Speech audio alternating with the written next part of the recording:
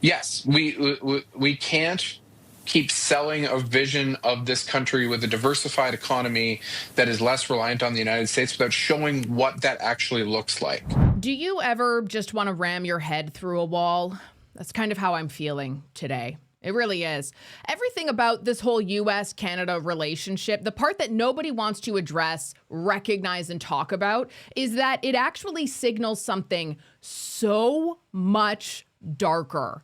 And that's exactly what we're going to be talking about today. I'm Jasmine Lane. Subscribe, like, follow, and comment your thoughts down below. Share this video as well because I can guarantee it's going to be filled with a lot of good information. You know, when the Chinese Communist Party is literally paying Canadian media to run their stories, I'm pretty sure America isn't the threat. But nonetheless, people are demanding that the US ambassador gets expelled, which is actually funny to me. It's actually funny, the lack of self-awareness coming from grown-ups. It's embarrassing. Yikes. You cannot keep selling this, we're going to diversify our trade story if literally nobody wants to diversify with you. All that and so much more coming up today.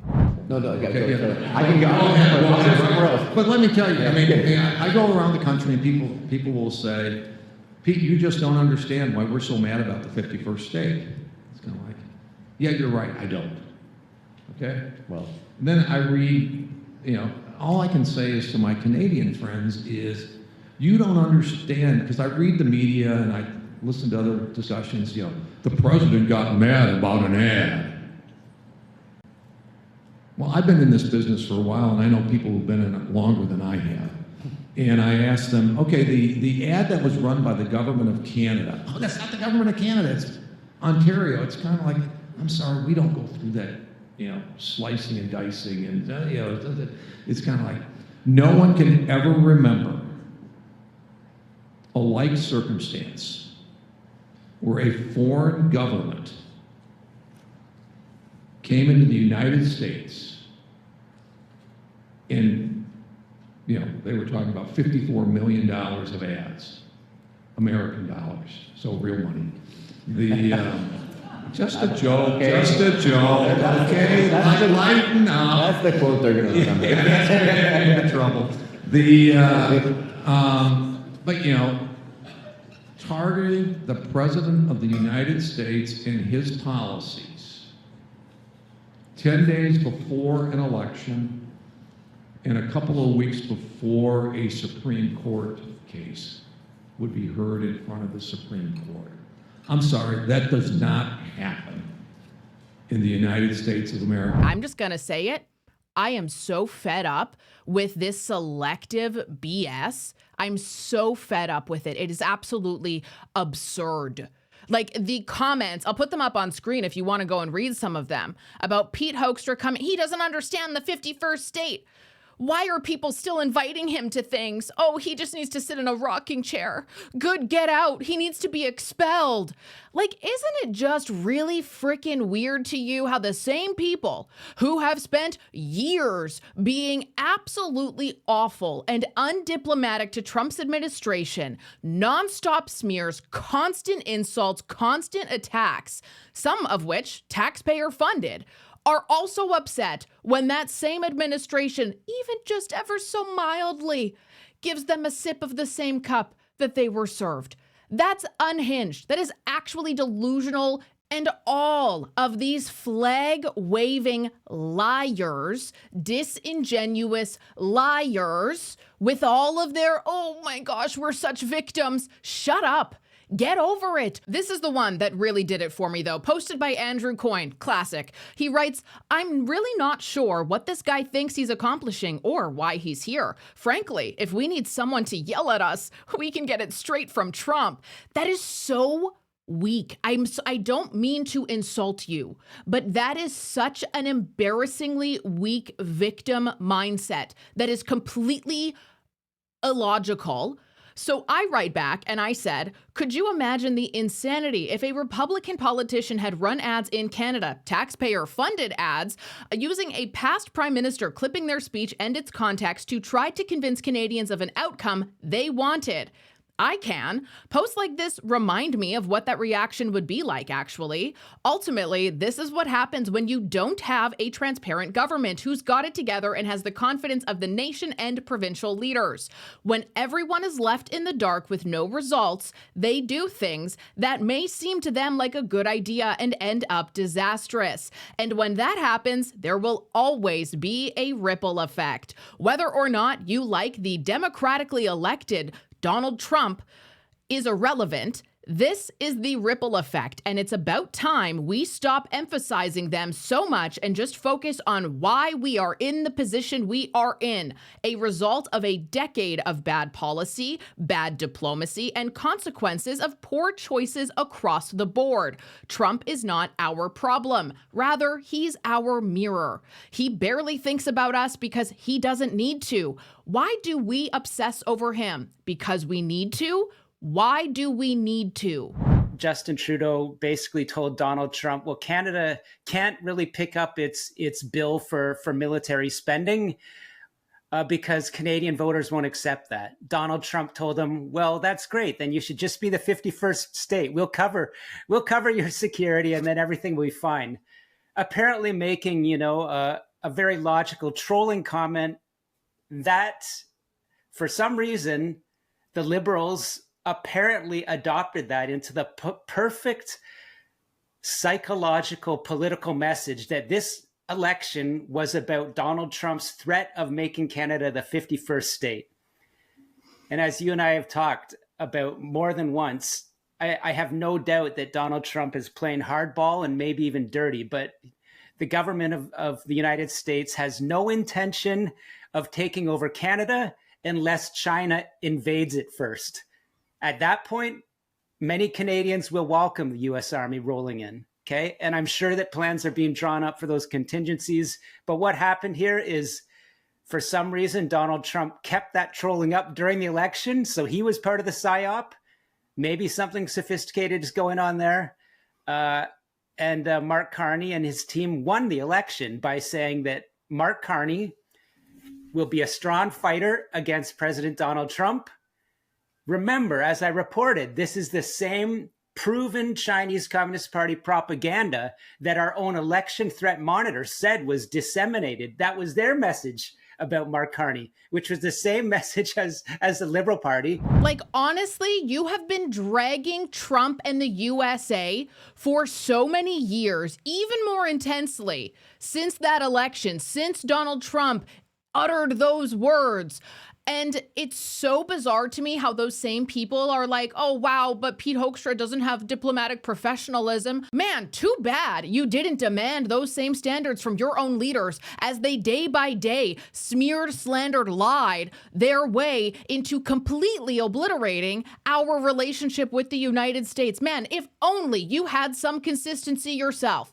If only you treated others the same way that you want to be treated. Shut up with that victim BS. And it's so funny to me that the media goes absolutely feral 8 months later about Donald Trump and that little jab that he made when China actually infiltrates our political system, and it's silence, complete and utter silence. And we are going to pick that apart, as well as the reality that nobody seems to want to talk about at all.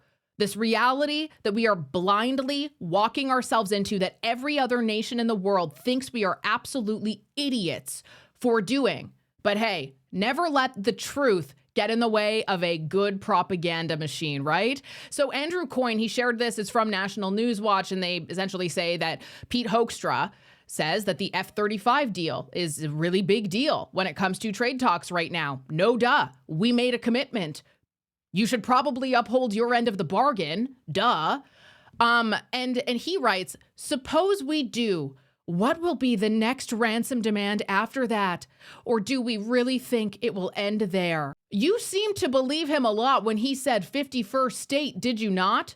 Why don't you believe him all of a sudden now? They say, oh, we really want you to do this one thing that you promised.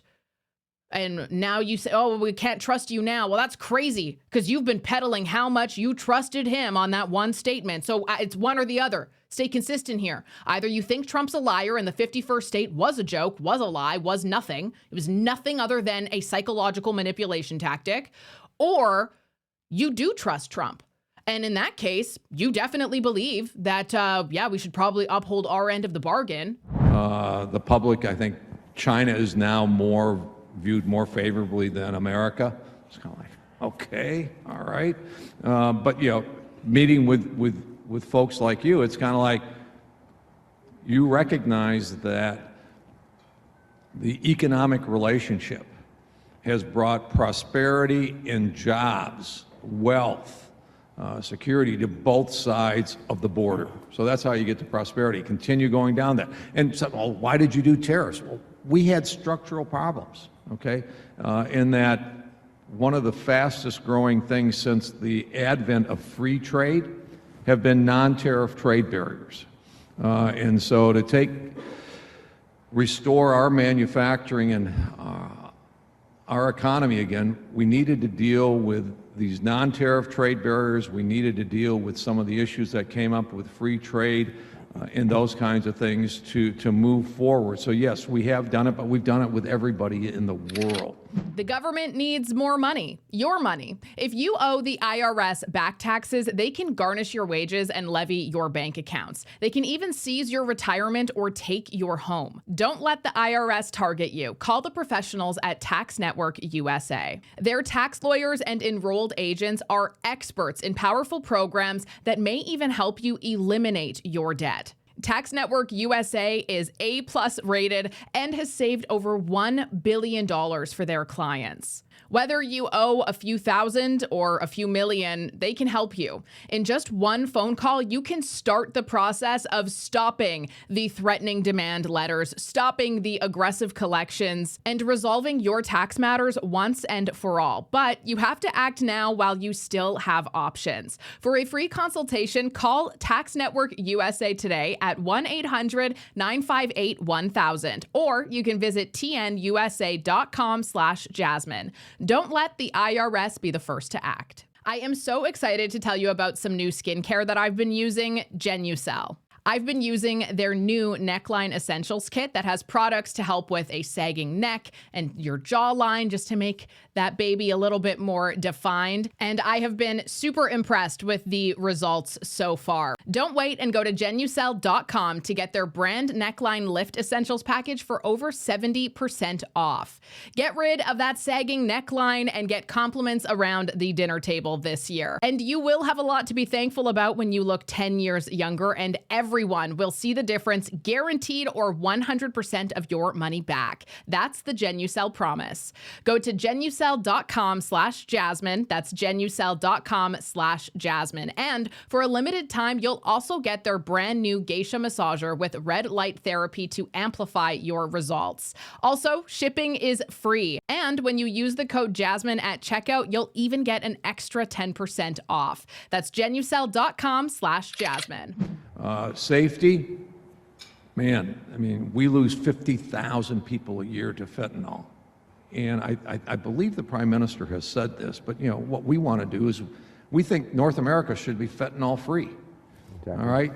Join us in fighting the cartels, vote, in gangs and these types of things. But, this whole different level of crime that makes our people unsafe. Let's coordinate on immigration issues and those kinds of things, so we can make significant progress on safety. And then going way back to World War II, going back to NORAD, we've got a model on defense that from the American perspective we think has worked pretty well, okay? And so, continue moving down that direction, recognizing that we face a lot more challenges from different parts of the world than we do from each other. And wow, is CTV News about to get told about that very reality from one of their guests. But this is the part that makes normal people lose their minds. And you can really tell how emotionally developed a person is based on their reaction to it. Because the same people, the ones who are screaming, expel him, send him back, how dare he speak, who is this guy, why are you here, based on those two clips, those are the two clips going viral, causing this reaction from people, okay?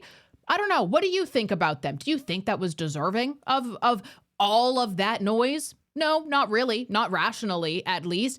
Those same people, though, have also spent years calling Trump a dictator, calling him a fascist, calling Americans racist. Oh, they're so violent and backwards. And oh gosh, the United States is this moral disease that Canada is just bravely resisting. They've been mocking every single bad statistic that comes out of the United States. And worse, these are the same people who were completely silent when Biden slapped tariffs on Canada, which he did. Don't recall the same amount of uproar about that one. And they have zero problem screaming insults at the American president, at the U.S. Congress, at the Supreme Court, at the military, at the border, at the U.S. political right. But then the ambassador makes a few statements about fentanyl, which is killing our people too, trade, Canada, and our weird closeness to China. All of a sudden, the basic geopolitical reality we are in, and they want him deported like he's some violent criminal. There is nobody who thinks for themselves who actually buys into that. These people do not care about diplomatic professionalism. They care about one thing and one thing only, and that is protecting their political beliefs in that little bubble from the uncomfortable truth that, yeah, America is actually far from our greatest enemy. Actually, our prime minister is flying overseas, meeting with all kinds of people who are a far greater threat, not just to their people and their citizens, but to the entire mindset that built Western civilization to be what it is today. Prime Minister Mark Carney is embarking on a nearly week-long trip to United Arab Emirates and South Africa. And he's hoping to return with stronger diplomatic ties, as well as new trade and investment agreements. Visiting two of the world's largest emerging markets, Carney is hoping to attract capital to Canada to help build major infrastructure projects and fuel this country's energy, defense, and technology sectors. The Prime Minister's first stop will be in Abu Dhabi. There, he will meet with the President of the UAE. It will be the first visit from a Canadian Prime Minister since 1983. And sure, yes, trips overseas to establish deeper ties, deeper relationships, all of that is important stuff for people to do. However, Mark Carney sold himself as this world-class negotiator, right? And every single time he leaves Canada, the only thing that ends up being negotiated is that these countries are choosing the United States. Like, you literally just had the Crown Prince of Saudi Arabia announce $1 trillion investment 2 days ago into America, talking about how amazing the American economy is and how they want to be a part of that. And my instincts here is that world leaders are flying to Trump, not really the other way around. There's been tons of stuff that Trump has said, I'm not going to that. No, I don't care. If you want to see me, come here, baby. That's called power and strength. They're flying to where the real power is. Canada's literally right next door. They're not flying to Canada. Mark Carney isn't setting up special envoys or special events where all of these world leaders are coming. Donald Trump is, though. And that's really, really important. And you know what's also really interesting? And I can't help but think that this is because there's nothing to announce. Almost every time that somebody meets with Trump in the Oval Office, there is something signed, something tangible promised. Whereas in Canada, the language is always could, may, he's going to. It's never, this is what happened. You know, the UAE trip, they announced that there's not going to be a press conference. South Africa for the G20, no press conference expected. There may end up being one. What are Canadians getting for the 28 trips, 150,000 kilometers, enough to circle the world 4 times that the Prime Minister's billed back to Canadians? Well, he met with the Americans, and they doubled tariffs on our steel, aluminum, autos, and tripled them on our forestry. He met with the Chinese, who increased tariffs on our farmers and fish harvesters. He met with the Indians. They increased tariffs on Canadian peas. He met the Brits, and they're keeping their blockade on our beef. Why is it that whenever the Prime Minister gets on a plane, Canadians end up paying more tariffs abroad. We have good news for Canadians. Germany just signed a $1 billion deal with Lockheed Martin Canada to support jobs right here in this country. This is what Canadians are getting from the Prime Minister being on the world stage, selling what Canada has to offer. It's about unlocking new markets and creating good jobs here in Canada. The Prime Minister billing millions of dollars for his high-flying trips around the world. 28 trips, 150,000 kilometers. Now is the time for a scorecard. The Americans have increased tariffs on Canadian autos, aluminum, steel, and lumber. The Indians have increased tariff on our peas. The Chinese increased it on our farmers, our fish harvesters. Now, allow me to introduce a comprehensive list of all the tariffs the Prime Minister has successfully had reduced on Canada.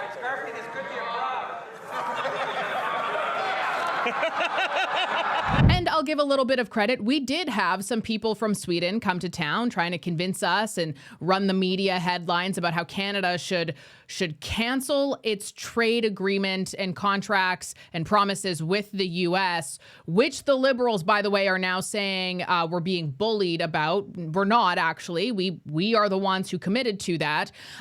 But they're saying we should cancel that and we should buy Gripen fighter jets, even though that's not what our military wants or even really needs. And it's kind of weird to have two different classes of fighter jets that need different maintenance and everything. So that's a whole other portion to figure out there. But they want us to buy those Gripen fighter jets, and they're trying to really push that on us, right? And then in a press conference, this slipped out. Canada and Sweden are demonstrating what practical solidarity looks like.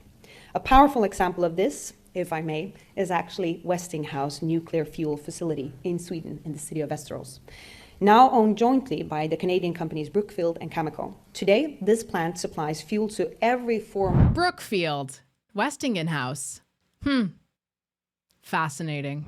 Right. The other question I've got for you is whether you think that the Prime Minister may, in fact, raise any human rights issues with the United Arab Emirates. As you know, they stand accused of being involved, helping to fuel the civil war playing out in Sudan right now, Mitch. This is obviously very awkward for Mark Carney. This is something that other Prime Ministers may have raised. I wonder what you think will happen this time. He may raise it in the room. I wouldn't expect it to end up in a communique. It makes you a bad house guest. Can you elaborate on that a bit? If you're going to show up to the UAE and ask people for money, it's impolite to then cause them a degree of embarrassment in front of their media and yours. Yeah, as well. He's also heading to South Africa. Yeah, how challenging is it right now for Mark Carney to try and find new friends, Mitch? I mean, we have been very reliant on the United States for so long. Makes sense geographically, but now with Trump in the White House, it doesn't make as much sense. Our destiny is tied to geography. We're always going to be, to a certain degree, economically dependent on the United States, and pretending that we won't is a fallacy. But we did let a lot of our diplomatic relationships with our European allies kind of falter over the course of the previous decade. Mark Carney has shown that it is a priority for him to try to resuscitate some of those, with the UK in particular, since becoming Prime Minister. There's a limited amount that the UK can do separated from the EU to help diversify our fortunes. And obviously we have an interim trade agreement with them in place of what we were hoping would be a trade agreement coming out of their departure from the European Union. And I believe we're still waiting to negotiate some final issues on the Canada-European trade agreement as well. So this is why you're saying that Carney needs to start producing wins as soon as possible here, because we're kind of waiting in the wings here for stuff to happen. Yes, we can't keep selling a vision of this country with a diversified economy that is less reliant on the United States without showing what that actually looks like. I'm Jasmine Lane. Thank you so much for watching. I am going to have U.S. Ambassador Pete Hoekstra on the show for round 2 in the near future, so stay tuned to that. My golly. Be sure to subscribe, like, share, comment your thoughts down below, and I will talk to you tomorrow.